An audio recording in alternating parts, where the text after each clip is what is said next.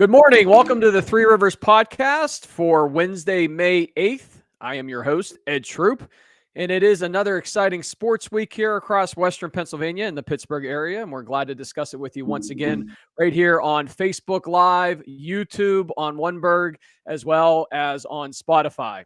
Joining me is Brian Carruthers. And Brian, did you have a good sports week this past week? I won't bring up your Buccos. No, I'm exhausted. I was woken up last night by those storms, and my wife told me I had to leave our bed and go into the basement and take shelter. And we got into a big argument how I wouldn't. And then she's like, "You don't give a crap about our kids or our house or us." And I zombied down and I stayed in my basement for an hour. So I'm cranky. You were evacuated in the middle of the night due to the tornadoes in the West Hills area. My wife's family evacuated. Somehow my wife's family texted her enough that I had to get out of bed.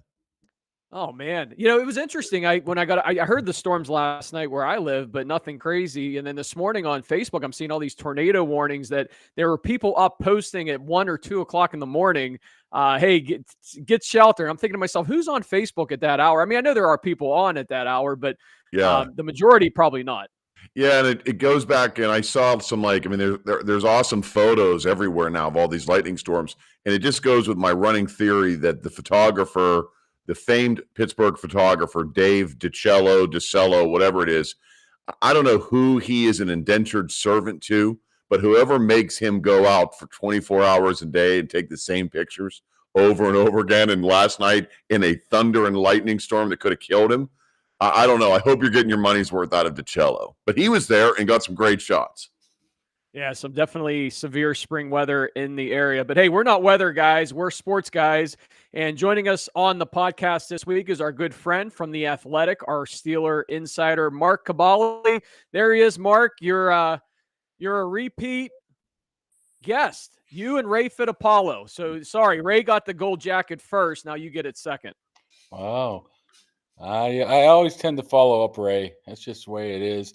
But I can guarantee one thing. I don't think myself or Ray is jumping into any basement last night. Let me tell you what's going on here. I might have heard some rain, and I'm like, I think it's raining. Back to sleep.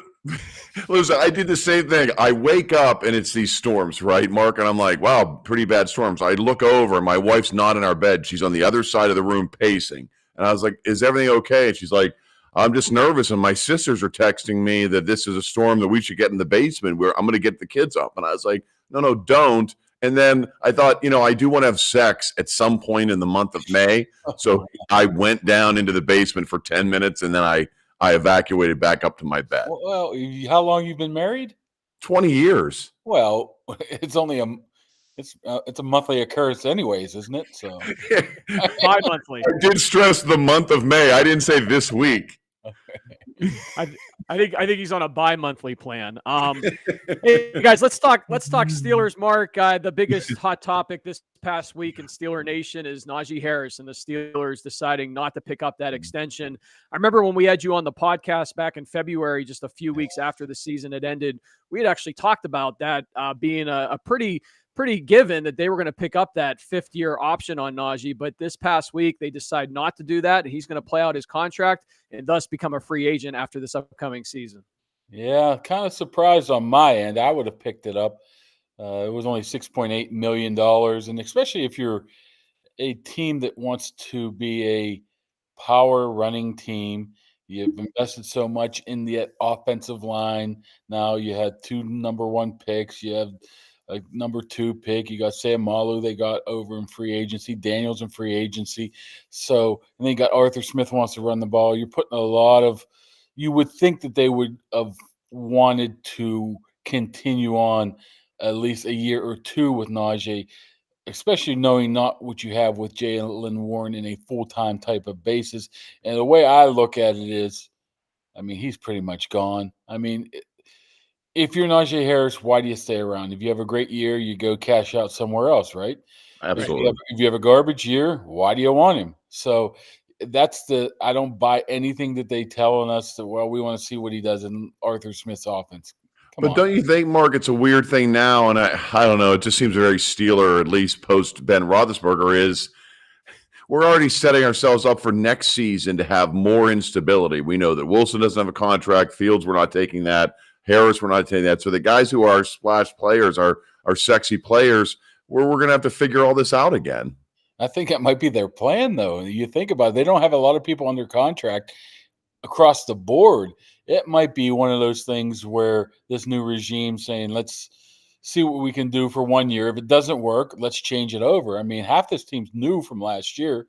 So they basically did that this year. Of course, they're going to have their core players, but there's secondary players. There's players that you can bring in and switch, and you don't want to be tied to them. At least it seems like this regime does not want to be tied to a lot of players long term, unless you're, Alex Highsmith, TJ Watt, and Minka Fitzpatrick, and guys to that liking there. So that might be their plan, to be honest with you. If Justin Fields and Russell Wilson don't work out, okay, let's go do it again next year, and let's get it right next year. So what do you make of the Cowboys interested in Harris that we're seeing now online? I don't think that's – we got to be very careful during this time of the year of where these stories are coming from.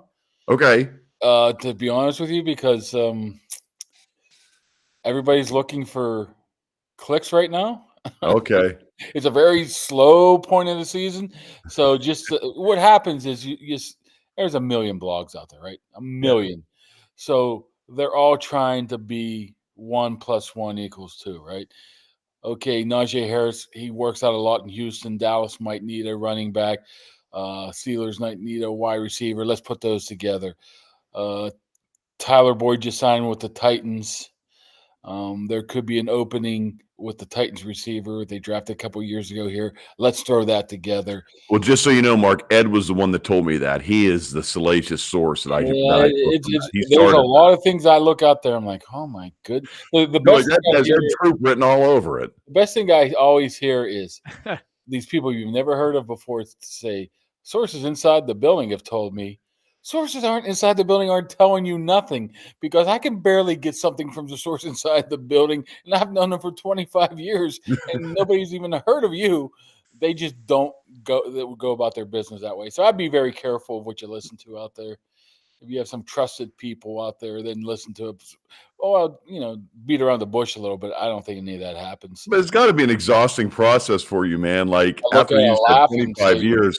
This has to be like, I mean, you hear these names in your sleep, you hear these contracts in your sleep. When do you start, in your mind, as a true insider, start to take things serious? That's a good question. I mean, a lot of times you hear stuff from different people. I mean, you might somebody might put something in your ear. Hey, I've heard this. Then you follow up on that and try to get it. I mean, one thing you're not going to do is put something out there that you don't know is true. And that's few and far between now anymore in our business. Let's throw it out there first. And if it's wrong, who cares, right? So it's mostly somebody you'll hear something, then you'll just keep following up. And a lot of times, you can't even go with it because you don't really have enough information to go with it publicly. But that's stuff you learned 10, 15 years ago. It does not apply very much right now. Yeah. Well, we know to go to the source, Mark Kaboly with The Athletic, who's joining us this week here on the Three Rivers podcast. We're glad you could join us here for Wednesday, May 8th. We're talking Steelers offseason. And Mark, well, talk about wide receiver. Are the Steelers planning on picking up another wide receiver before camp this summer? You got Pickens, Austin, Van Jefferson was signed free agency, Quez Watkins from the Cowboys, and of course they drafted Roman Wilson. But I feel that they're missing that number 2 or 3 receiver right now. Oh, you're not figuring. They are. They have to do something. I don't know when that is, though. I mean, that could be anywhere between, sometime in June, right after camp or mini camp or OTAs ends. That could be sometime in July. That could be, halfway through training camp. It could be right before the season, but they have to address it in some way, because you cannot go into a season which George Pickens is your clear-cut number 1. We all know the ability he has, but you have to have somebody on that opposite side, or teams are just going to double cover George Pickens constantly. And we saw last year that he doesn't really enjoy that much. So if you had a chance between double covering George Pickens and say have at it with Van Jefferson, Quez Watkins, Marquez Callaway, Calvin Austin on the other side, I'm sure they're going to take the other side. So you have to have that guy on that other side to take more pressure, at least loosen up the George Pickens and let him have some one-on-one coverage. So now where they're going to go, I mean, free agency is about dead. I mean, you're not going to find anybody in free agency right now that's going to be that guy. So you have to look at some potential trades or some potential even late cuts, but I don't even think people would cut him right now. You have to look at it some sort of a trade, probably later in the season. I think they're okay with that though, because they let some of these younger guys play through the process in the off season, see who can be that 3, 4, 5, or guy to find find a roster spot. Then if throw X name out there of who you're trading for, then just plug him in at number 2. But I think eventually something will happen because it has to. I think It's funny you say that. I saw that Claypool now is a Bill, which is hilarious. And I was thinking about it. What's the last 1-2 punch that the Steelers had? Was it Brown and Schuster? you were talking about Claypool and 1-2 punch, and the first thing that came to my mind was when Minka gave him a 1-2 punch on the practice field about 3 or 4 years ago. That's right. That's right. Oh, I never saw a guy got beat up so bad than Chase Claypool. Well, why was it? Because he was a cancer in the locker room, and that was what came out. And did those guys just want to punish him for it? Put it this way: nobody came to his defense on offense. And normally, if there's a fight on the field, offense and defense. Well, they're like, have at it. So I mean, kill this guy. So I mean, players address the media in one way, and you can like them or not like them what way. But players are a lot of times different. I mean, but so that you could read a lot into that of not really liking Chase Claypool, but he was an interesting individual, and he wasn't very talented, and he always fell to the ground when he caught the ball. So whatever. But as a 1-2 punch, woo. But didn't he? I mean, he was the for everything that's leaked out. And I guess you already knew it, but like to the common fan like I am, I never heard that Claypool was a cancer in the locker room and wasn't very liked and couldn't figure it out, and we had to get rid of him. I only heard that once he went to Chicago. And part 2 is I think Chicago only heard it when I did. Well, you remember in Minnesota when he did the old first down play. That didn't help very well. No one liked that. Nobody liked that at all. So I think he came in trying to be a YouTube star right away, following in the footsteps of Brown and Juju. So yeah, I don't know. I mean, they're not even close to approaching the days when they had guys like Antonio Brown. But Antonio Brown's a Hall of Fame caliber player, probably one of the best receivers this league's seen in the last 10 or 15 years. But I don't know if you need that type of 1-2 punch anymore, but you definitely need somebody that's better than what they have. Or at least look like the end of the season for our 1-2 was our running back was Warren and Harris. That's what was the more with a 1-2 punch offensively for us, don't you think? Yeah, I mean that's totally against what they always used to do too. It was bell cow city, right? You give it to one guy 200, 300 snaps a game or a year, and that's the way it goes. But obviously, they figured out how to use both of those guys well this past year, and I think that's one thing that probably under the radar a little bit this past year is how well they split up their duties of their running backs. But I mean, you know what, we talk about the wide receivers, but you got Cordero Patterson, who once was a former wide receiver. I know they're going to use him sometimes in the backfield, but they might have to use him sometimes in the passing game as well.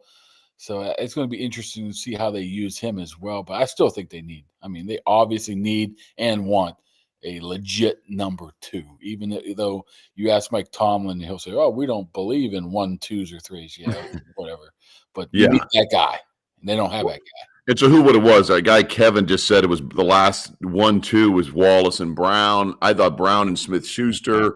I mean, it all gained around a positive number 1, right? I mean, you can't say who's our number 1 in the last couple of years. Probably Antonio's last year, because That's when Juju won rookie. What he did? He won MVP. Whatever he won the team award, and that's what set Antonio Brown off. So Juju's rookie year he had a monster season. So probably that year is when they had that good 1-2 punch. I don't even know what year that was. 17 maybe. I don't even know. And that's when the implosion. That was when the true implosion happened. The mental breakdown. Oh yeah, you remember Cincinnati? He just left, and it was over after that. I mean, they Yeah. missed the playoffs. I believe they missed the playoffs that year, and then he was gone. He was in Oakland, but yeah, that's probably the last time they had the significant one too. But they had a significant quarterback at that point too, as well, which they haven't had pretty much since then either. What do you think on the draft, Mark? It seemed like it's been conflicting, right? Everyone in the world says A plus, just like you said. There's a million bloggers, so one person says A plus, and here we go. Is it too early to even assign a grade? Besides the fact that we competently showed up and we knew how the draft worked. I don't think it's too early because there's different types of grades. I'm not going to grade the class as a whole. If this guy's good, but in the position they were at 20th overall, the positions that they needed, the positions that they sought, and the players that they got in those slots seemed to fit all perfectly, and that's why they get such a good grade. I mean, when you're getting Fatano and Frazier and Roman Wilson and even Peyton Wilson, Roman Wilson, Peyton Wilson, all these Wilsons. Oh, a lot of Wilsons. Wilson Pickett, I think we picked up. Wilson, the volleyball, right? Yeah. Every Wilson possible. I think that's where you're seeing the grades are of who they had the ability to pick at that point and following a plan of wanting to build out the offensive line. I'm just curious to see if any other team in the NFL would be so excited about drafting 3 offensive linemen with their first 4 picks. Where's That's what only we're a talking Pittsburgh about? thing, right? That's only a Pittsburgh thing, right? Yeah, only Pittsburgh love big fat guys getting drafted. Like it just feels right. Like welcome home. Yes, I mean, Yeah. if that happened in like LA, and they'd be like, "Oh, this is awful draft in Pittsburgh." They must know something, right? Yeah, of course. Yeah, there's very little sex appeal to a guy over 290 pounds. And no offense to me or you, Mark. Yeah, here's the thing too: is those guys are almost more recognizable on the streets than some of the star players. I mean, I Yeah. remember asking Pitt players years and years ago, "Have you been recognized?" Yeah, how can you walk down on the street on the south side? People picking me up, like guys, like if you remember the guys like Alameda Tiamu. It's like, how's people know you? But the bigger Yeah, the of better. course. Yeah, it absolutely is wild. But it's interesting too. The draft almost seems like, and I don't know, I'd love to get your opinion on it. Where do we go with all these players, right? So all the quarterback positions that went so early and so many so fast is unlike the draft. It's the first time that ever really happened that every quarterback goes. But like, are teams wasting money on these quarterbacks? It's almost like the draft is the portal now. Let's bring in people who are just big beef livestock, and let's let the Chargers see if this quarterback's any good, and then we'll take him in a few years. That's basically what you should do right now. I mean, in the draft, everybody's just quarterback hungry, man. Yeah. I mean, let's draft one, see if we can keep him for 5 years, see if we can develop him. It never works. I mean, rarely ever works. I mean, you look at the draft, what was that, 3, 4, probably 5 years ago, the Baker Mayfield draft. He ends up turning out to be decent on the flip side of it. But the rest of that draft class of like Josh Rosen and Sam Darnold, I mean, but they'd do it again. But they're gone, and now someone's like, well, let Cleveland overpay for Mayfield and pay his bonuses and go through all the drama and the headaches. We'll see him in 6 years, and maybe he can win us a playoff game. Yeah, but then you're paying for it then, right? You're paying. Somebody is. Well, I think Mayfield, what do you get? 20-some million? I mean, the quarterbacks are expensive, so that's why. Yeah. You got expensive quarterbacks who are, the Kirk Cousins, who's making $30-40 million a year. Eventually, one of these quarterbacks are going to be making $50 million here soon. And you're able to draft one in the first round and keep him for 5 years at a reasonable amount of money. That's why they're so enticing to be able to grab him. But if you get one, you want to hold one on. But it's such an inexact science. It's just stunning to me how poorly people are able to evaluate drafts who do this for a living. They just have to be, when in doubt, pick a quarterback type of situation, because, I mean, there's no way there can be a consensus in all these Well, because you can blame the quarterback then, right? Can't these guys keep their jobs by saying, well, look, they were the best quarterback in the SEC this year. We got him. What more did you want me to do? He bombed out. Give me a few more years to figure this out and draft another quarterback next year. I mean, the Blake Bortles and the Jake Lockers of the world. I mean, what are you thinking? Yeah. I mean, just look at the draft class 3 years ago with Matt Corral and Pickett and Malik Willis. You remember Malik Willis was a star at the combine because he could throw the ball 80 yards down the field off the run? I'm like, yeah. Okay, that happens once a year. But what about the rest of the throws? And I mean, they're all just awful. So yeah. And let me ask you quickly, Mark. I know that Ed's got a million Steeler questions too. We had a draft event at Stage AE last week or the week before, whenever the draft was. Your boy Ed did the Mon Valley Proud. He hosted in front of about 500 people. He killed it. He was a monster. We want to have you next year. It was great. But the only thing people left with talking about, I mean, of course, the Fua Tanu, and we talked about that a little bit, but what's Atlanta thinking with Michael Penix Jr. and Kirk Cousins? I know he said, what the frick? Did you say what the frick when that happened? I think everybody did, right? Yeah. I'm not a big believer in that. I understand why they did it. You want to do that Green Bay type of thing where Penix will be ready when Cousins is gone. But if you're giving Cousins that kind of money, I want you to use that draft capital of 8th overall to pick me a weapon, right? I want to win now. I don't want to win in 4 years from now. So, yeah, that discontent, and now he's mad, they're mad, the agents are mad, everyone's confused. It's in chaos because they're doing some shady stuff behind the scenes to be able to get Kirk Cousins. So they're going to end up losing some draft picks, all because of Michael Penix. And honestly, I don't see it in Michael Penix being a Super Bowl caliber quarterback. I mean, maybe eventually, but he's not a guy that's a superstar Hall of Famer in my eyes. So I would have added people, just like the Roethlisberger thing. When they picked Mason Rudolph in the 3rd round, he's like, oh, nice, but we could have used help somewhere else. I mean, sure, of course. It's true. You are watching the Three Rivers podcast for this week. It's Wednesday, May 8th. I am Ed Troop alongside Brian Carruthers and our Steeler insider from The Athletic, Mark Kaboly, joining us. And Mark, the Steelers offseason has been very, very eventful, right? We, of course, had the quarterback situation with Fields and Wilson being added on. Now the 1st-round draft pick. As Brian had a nice post on Oneberg this past week on how to correctly pronounce our 1st-round offensive tackle, Fautanu. Troy Fautanu. Did I get it right finally? I just say right. Troy. Hey, Troy. Right. Well, Ed, I don't know. You got disconnected for a second. Mark did kind of blurb through Fautanu's name. And Mark, you're the expert. You're top blog on campus. However you said it, I'm going to say it now. You know what? The Polynesian way of pronouncing things, you have to pronounce every letter, every syllable. Yeah. I don't know. Hey, Troy, you got a minute. That's me. Yeah, there you go. Troy. Just call him Troy. I like it, man. So, of course, they get Fautanu, they get Zach Frazier, they have Broderick Jones from last year. They've completely revamped that offensive line. Omar Khan and Mike Tomlin have. Where do you see the Steelers right now on paper, Mark? And I know it's hard to give a record prediction. My goodness, we're months and months away from any of that. A lot of things can happen. But right now, at least on paper, are they better, the same, or worse from a year ago? You asked him what the records are going to be after you told him he won't know what the record is. Mark, what's the record going to be? Oh, man. Well, I'm not asking for a record, just on paper right now. Are they better position? 8-1, right? There you go. That's 500. That's 500. We'll take that. That's tough. I mean, I think it's all based on quarterback. I mean, if Russell Wilson puts up numbers like he did last year, they'll be a team that can win 10 games, and I think they can battle for the division title.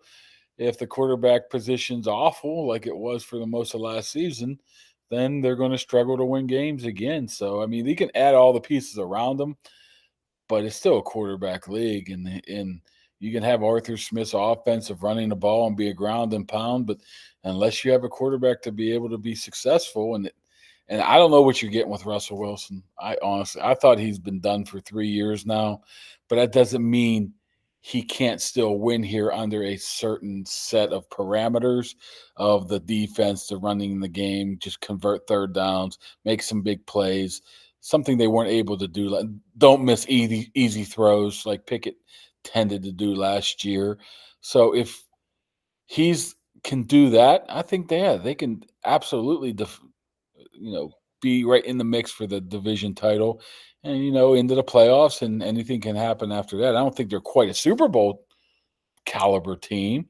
Now, if they can acquire a stud receiver, maybe we talk differently right now, and if everybody stays Right. healthy.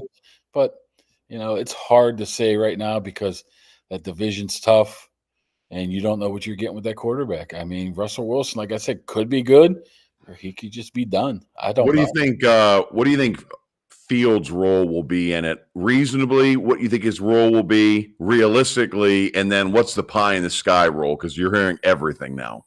Don't say kick returner, Mark. Don't say I was kick. gonna Don't say, say it, maybe he Mark. could punt and be the holder, and He's going to return kicks, right? be the The wedge water guy. boy? I don't got wedge guys anymore. And the perfect scenario for me would be for him just to sit and watch the entire season. Yes. Steelers will be able to evaluate him through the process of the offseason, the training camp, preseason, then work him through the whole season. Then you have a good feel on if he's a guy you want to give money to, or if he's a guy that you want him to be your franchise quarterback moving forward. I don't care if he doesn't play it down this year, but I want to know if he can play it down next year and the year after and the year after. So I think there has to be some evaluation going on, and I'd be much willing for that. I'm not a big fan of packages, throw them in there in goal line situations. Russell Wilson was pretty good at goal line last year, and they got a decent running team behind him. So I don't think there will be any kick returns. If there is any packages of goal line, quarterback sneaks, stuff like that, I think it's going to be few and far between. So nobody's talking about this. I'm just thinking this right now. They're looking for a receiver. Do the old Cordell and move him. There you go. Receiver. He could be the next Slash, right? Slash. Oh, no, I better not That's a say good way that. to ruin his career. Oh no, now it's going to be on a blog. Mark Kaboly just said, "What if he was the next Slash?" Not what is. I predicted that Fields will be a wide receiver. Why don't you just say in a complete sentence, I, Mark Kaboly, guarantee he will be a wide receiver this year. That's all they're waiting for. Mark, just make sure you put in there sources within the building, right? Sources within the building who knows somebody who knows somebody. Sort of like that trade that was going to happen a couple weeks ago. A source of a source of a source of a source. Yeah. I mean, we had Debo Samuels coming here. We had OBJ coming here. We had who else? You name anybody. Every big receiver. Traylon Burks now is coming from Tennessee. I heard they clocked your 40 time, Mark. Well, they clock it with a sundial, right? Is that the old saying? That ain't happening.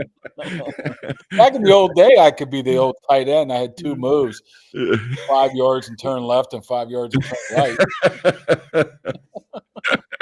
We have a few more minutes. The league has changed, Mark. As much as Tomlin, I think, wants to jump in on that, the league, unfortunately, has changed. Yeah, I probably would be the oldest NFL player ever then, huh? Hey, what do you think the patience is for what do you think? And I know that the Steelers fan base now has become a very impatient one. Maybe it's all the years we had to sit through Roethlisberger and we didn't have a voice to scream. But life after Ben has been a lot of screaming. Fire Canada. We want Mitch. We want Mason. We want Trubisky. We want Kenny. How much time are you giving Russell Wilson before you hear chants at Acrisure, we want Fields? Wow. Probably first game, right? No, well, preseason. We're going to be playing on the road the first game because Pirates play at home that day. So probably week 2, right? Week 2, first 2-pick game. They'll be booing him, saying fire Arthur Smith. Hey, Mark. I don't think there's much patience left for the Steeler fans. There is no patience, man. It reminds me of when the Pirates, and Ed's going to be like, oh, it only took 20 minutes to mention the Pirates. But when we did the blackout game, they said, like, we were waiting. We were the pressure cooker that exploded. That's Steeler fans now, man. We just can't wait to get to the stadium and tell everyone what we want different. Who are these Pirates you speak of? They could screw up a one-car funeral, and they're pretty much screwing up Paul Skeens. My goodness, if you can't figure out how to bring up Paul Skeens, how can you run an organization? I don't care. Just bring him up, play him. It's not Right. that Well, the mess that we're in is, what if we're not even good enough to figure out how to bring them? What if the team is so bad we can't bring up the best pitcher ever? That's right. You don't know how to do it. We don't know how to do it. Or how about this one? We haven't got our social media packages ready yet. So then when we get those ready, we'll announce it. I mean, it's just Well, we're busy naming a dog. I know that you were after that too. We did have some sort of stray puppy that we had to name, so that did take up Shelton's time. It's just tough, man. They're just very frustrating. Mark, and Ed's getting mad already. Look at him. He's talking too much bucks. Mark, do you like the Pirates or the Pens in 3? Always depends in 3, but they're a little bit tired right now, man. That's another one. Whew. That team, all 3 of these teams are struggling. Well, add Pitt Panther football to it. This is like this last 5 years of sports in Pittsburgh, man. We might be able to tell our kids it was the worst that we ever seen. There's not a guaranteed win at any event that you go to right now. Yeah, I'm just trying to think. I'm sure probably the mid to late 80s was pretty horrible. Yes. Art-wise, Steeler-wise, Penguin, maybe mid-80s. Probably mid-80s. Yeah, it's been that bad. Pitt basketball losing a lot of people too, so that's not like you can fall back on that. Hey, but the Riverhounds. They're back, baby. All right. They got some nice kits. There you go. And they have a female Riverhound team now, so look out. They're doing so well, they're expanding. I'm you know what? That stadium down there it's like a hidden gem, man. It's really a nice stadium, and a lot of people show up to it. I mean, I covered too much soccer in high school that I can't even watch it anymore, so I try not to, but it's a really nice place. And it's a secret spot to watch fireworks. I called a few high school football games. Central Catholic has played some of their games at that Highmark Stadium, and it is fantastic, Mark. You're exactly right. The view there, you would think there'd be more WPIL high school football games at that stadium. The IC Light Amphitheater, right? I think I saw. Well, I was going to say my first ever concert was Weird Al Yankovic at the IC Light Amphitheater. So I don't know if I can go back and watch soccer. I think I saw Bush there in like 96, maybe. Bush. You remember Bush? Of course. Yeah, I saw a lot of Bush leaving Station Square in the 90s. I bet you did. The Woodson All-Star Grill too, huh? Hey, happy birthday today to Bill Cower. Cower Power, 67 years old today. He can retire now. I wonder if he gets Social Security. You think he does? You think he took it at 62? No, he's doing great. He's doing great. I actually can't believe he survived the cuts. Boomer and what's the other guy? Phil Simms are gone. Cower has to be getting close to being irrelevant to a 20-year-old watcher of the NFL. Oh, exactly. You think about it.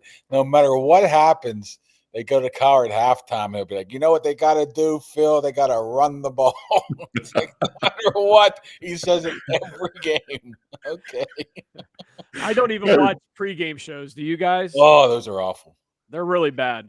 They're bad, but I mean, Cower had to be like, I mean, I don't think he has pictures. I don't think he's there yet. I think Boomer and Simms were really crotchety old men, but Cower's got to look around now and be like, hey, I might need some new veneers or I might need a new piece of hair like I did a couple years ago because Matt Ryan looks pretty young. Yeah, but the thing about Cower is he's a Hall of Famer. He lives in New York, so plus he got a rocker wife, so maybe he's staying young that way. Yeah, but is he as like goofy as John Madden was that like you could cuddle up with him that he could survive? It'll be interesting where we go. I thought Belichick might have gone in if he wanted that job, but Cower has to be. None of these on the hot seat, but there's always going to be young, fresh meat coming in that is going to push him out. Is Brady coming this year, or isn't he finally paying off? I thought. Yeah, where's he going to go? Fox. I thought he already signed with Fox. He just was not going. It's huge. Some ridiculous contract of like $340 million or something to be an analyst. We call that the Ed Troop contract, right? Yeah. That's right. That's right, Mark. Hey, speaking of Brady, did either of you two watch the Tom Brady roast yet on Netflix? Oh, absolutely. Fantastic. A+. Yeah, I think Belichick was kind of uptight, but you gotta love Gronk. He is a meathead, and you gotta love him for that. It was pretty good. Yeah. Fantastic. The only thing I thought was, but why did Belichick? I mean, I know Belichick recently was just basically fired from Kraft, or they quote moved on, and so maybe he's not an eye contact guy. But that was the only part where I was like, oh, this is where Belichick like becomes like a likable figure where he can smile and laugh. He didn't exactly give those warm and fuzzy vibes to Kraft. Yeah. What was that show on Apple TV with the Patriots dynasty? It really made Belichick look like a doofus. So Yeah. that's probably what it is a little bit. So Yeah, and I don't think it's a great roast too when everyone complains about it. The Aaron Hernandez estate complained about it. Giselle Bundchen's complained about it. All the TV shows during the afternoon, like The Talk and all that, thought it was inappropriate. It's a great roast if all those people come out publicly and say they were offended. It's great. if you're offended, don't watch it or don't be on the dais, whatever you call it. Yeah, of course. It was fantastic, man. I'm about halfway through. I can't wait to catch the second part. I thought Drew Don't watch it Bledsoe with your as well. kids. Don't watch it with your kids. That's right. Keep him out of the room, right? Good tip, Mark. I thought Drew Bledsoe was really good there too. I thought he was a lot funnier than I would have ever anticipated. Yeah, it took me a while to actually recognize him. I'm like, who's this guy? Right? Yeah. Bledsoe. That's great. And what about Affleck, man? When Ben Affleck came out, he's unrecognizable without I didn't facial know hair. it was him. I did not know that was him. Yeah. Well, Mr. J-Lo. That's going to do it for our Three Rivers podcast for this week. Mark, we want to thank you for coming on. All righty. Hey, Mark, quickly before it, I know Ed needs to see. He's got to go to the bathroom really bad. Well, tell us about your experience on McAfee, man. We all saw you. Yeah. It was really cool. God. What was that like being part of the crew in the house with him? I've been going on there a couple years now. It's just out of the blue. I mean, it's pretty interesting going on there, just becoming a fool and just fooling around a little bit. And so the crazy thing is the majority of the times I don't even know I'm going on. I get a FaceTime. I'm like, oh, I guess they want me on for a minute. So it's interesting. I met up with them when I was in the owners meeting, and it is what it is. People who follow the McAfee show love me. People in Pittsburgh hate me. So That's it. You got him right where you want him. You got to get that Belichick or Nick Saban deal where you secretly get $9 million to go on every week. I'll take 9 cents. No, you know what? It does. Put it this way. If you believe in the old Twitter numbers and how it's viewed, every time you go on there, you get like 1,000 more followers, and people know who you are. So I guess the exposure isn't bad, even though it's just me being a goofball. Yeah. I thought it was great, man. It was really cool. And have you seen it change over the years? I mean, there's obviously big money now behind the production of it. So when you were there in person, can you tell, do you feel like you're more at Letterman than you are on with us? They had, I walked in there at the owners meeting. First, it's like the Ritz-Carlton in Orlando. So they had 60 people there for one show. 60 producing it? Everything. Everybody was 60 people. They had 60 credentials for that one day show. I'm like, wow, that's a little bit more than the YouTube FaceTime Three Rivers podcast, right? Just well, a we have 50. bit. We're on our way. I think you got 3 new followers after the last time you did our show, right? Instead of 1,000, you got 3, I think. Kevin Schmidt, whoever that is, just ripping on my cargo shorts. What's wrong with cargo shorts? I don't understand. You know what? I always say this. People bully me out of wearing jorts.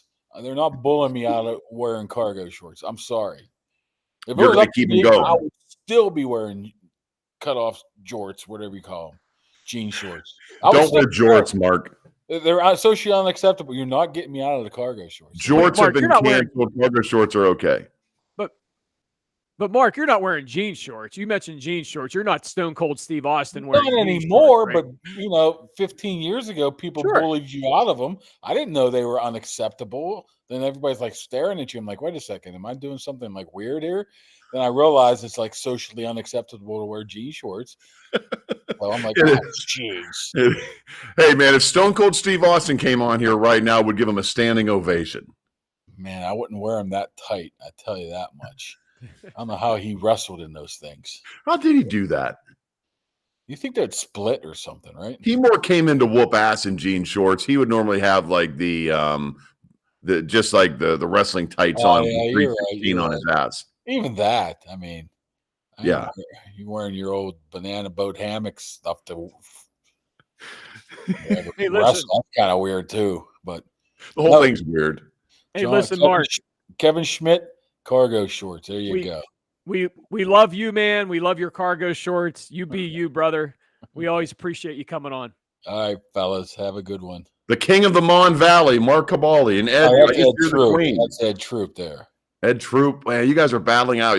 Just for people who don't know, if Mark and Ed walk down downtown Monessen right now, one, they'd be stepping over a lot of blight, but two, everyone would want their autograph. No, they would all ask us where Powerhouse Shoes is what they would do, right? That's right. That's what they would right. do. Or Brian Herman. Powerhouse. Or That Brian too. Herman, right, Mark? Not Jeff Oliver. Not Jeff Oliver. Yeah. Nope. There's some good names. Yeah, All right, absolutely. Well, appreciate it, Mark. And we'll have you on again hopefully soon, maybe in and around training camp once that starts in July. And enjoy your off season and rookie mini camp coming up this weekend and then regular mini camp in early June. So here we go. All right, we'll see you guys. Take a break, Mark. This seems like a nightmare job that you have. Yeah, awful, man. Awful. Yeah. Get some rest. All right, we'll see you. That's There going he to do is. it. That's going to do it for our Three Rivers podcast for this week. Brian, we will What a see you great next- guy. Is Mark one of just the nicest laid back guys you can find? And here's the great thing. I've known Mark for over 25 years now. We go all the way back. And he was like that 25 years ago, too. That's the coolest thing about Mark, whether he was covering Bell Vernon, Monessen, Ringgold, or Charleroi, or the Pittsburgh Steelers and the Indianapolis Colts. You get the same Mark Kaboly either way. That's the cool part.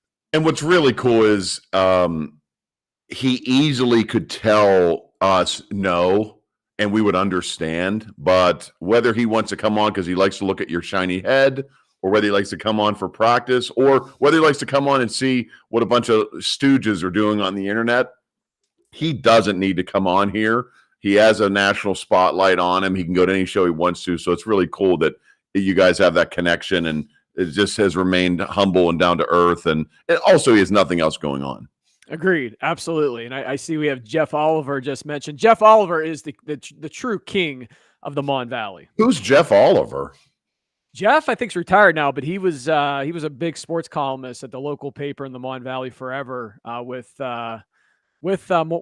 I think Mark worked for him for a short period of time. So he's a big name in the Mon Did Mark Valley. work at WISA? No, Mark worked for the Valley Independent, which is now the Mon Valley Independent, the local paper there. That's where he started. Him, Okay. Josh Yohe, who, all those guys have all gone on to do big things covering the Pens, Josh, and of course, Mark with the Steelers, but both those guys started right with the Valley Independent. And that's when I was doing broadcasting games back then, and got to know. And that was on WISA, right? Yep, absolutely. I love it, man. I love it. There should be like a small documentary of the Mon Valley Rising and the talent that came out of, like you said, that newspaper and then the radio station. WISA was a big stepping stone for a lot of people who do radio in Pittsburgh now and beyond. And you're living proof too, Ed, that you're one of them. So it's a cool one. We should investigate it a little bit more. Our good friend Melanie Taylor, of course, with Bubba and on Star 100.7, another WISA alumni as well. So yeah, there's a lot of names that came out of that. Yeah, Chris Mack was on WISA. Chris Mack, yep, a lot of big names out there. So, well, that's going to do it for our podcast for this week. Brian and I will be back next week with Merrill Hodge. How about that? Hopefully, fingers crossed this time. 2 weeks ago we tried. We're going to try again on Monday morning at 9 a.m. I'm looking forward to talking to Merrill. I mean, great perspective. Anyone who's been in the National Football League and has all those connections knows a lot, more than me and you. So it's always great to talk to people like him. We'll look for Merrill. Merle. Were you going to call him Merle? That's like a Pittsburghese. Merle. Wait a second. Are we in a Pittsburgh goodbye right now? I think we might be. We don't know how to say goodbye.